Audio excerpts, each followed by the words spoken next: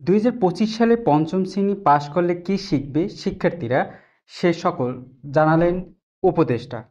পঞ্চম শ্রেণী পাশ করে একজন শিক্ষার্থী যাতে পড়তে ও শিখতে পারে এবং যোগ বিয়োগ গুণ ভাগ করতে পারে, সেটাই আমাদের লক্ষ্য বলে মন্তব্য করেছেন প্রাথমিক ও গণশিক্ষা উপদেষ্টা অধ্যাপক বিধান রঞ্জন রায় পোদ্দার। উপদেষ্টা বলেন, তৃতীয়, চতুর্থ ও পঞ্চম শ্রেণীর বইতে সামান্য পরিমার্জন করা হয়েছে।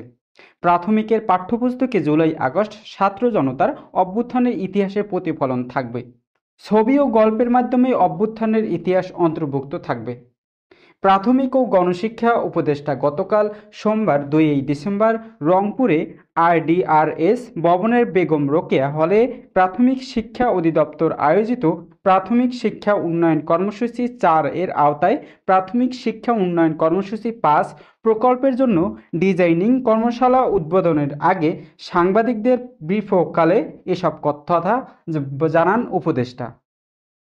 বিধান রঞ্জন রায় আরও বলেন, প্রাথমিক শিক্ষার মান উন্নয়নে বর্তমান সরকারের অন্যতম লক্ষ্য শুধু অবকাঠামোগত উন্নয়ন হলেই শিক্ষার উন্নয়ন হবে এমনটা নয়, শিক্ষার গুণগত উন্নয়ন ঘটাতে হবে এবং প্রাথমিক শিক্ষার প্রতি মানুষের আস্থা ফিরিয়ে আনার জন্য শিক্ষকদের কাজ করতে হবে।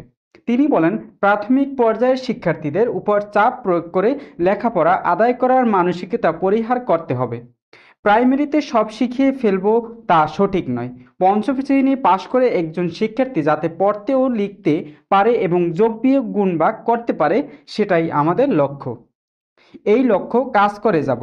মাতৃভাষায় সহজ পড়তে ও লিখতে পারার প্রতি মনোযোগ সৃষ্টি করার এবং প্রাথমিক বিদ্যালয়গুলোর শিক্ষকদের প্রশিক্ষণের উপরেও তিনি গুরুত্বারোপ করেন। তিনি প্রিন্টিংয়ের কাজ চলছে এবং জানুয়ারিতে প্রাথমিকের বই বিতরণ সম্ভব হবে উল্লেখ করেন বিধান রঞ্জন রায়। বলেন, আমরা শিক্ষা উপকরণ দিচ্ছি, উপবৃত্তি দিচ্ছি, দুপুরের খাবারও দিচ্ছি।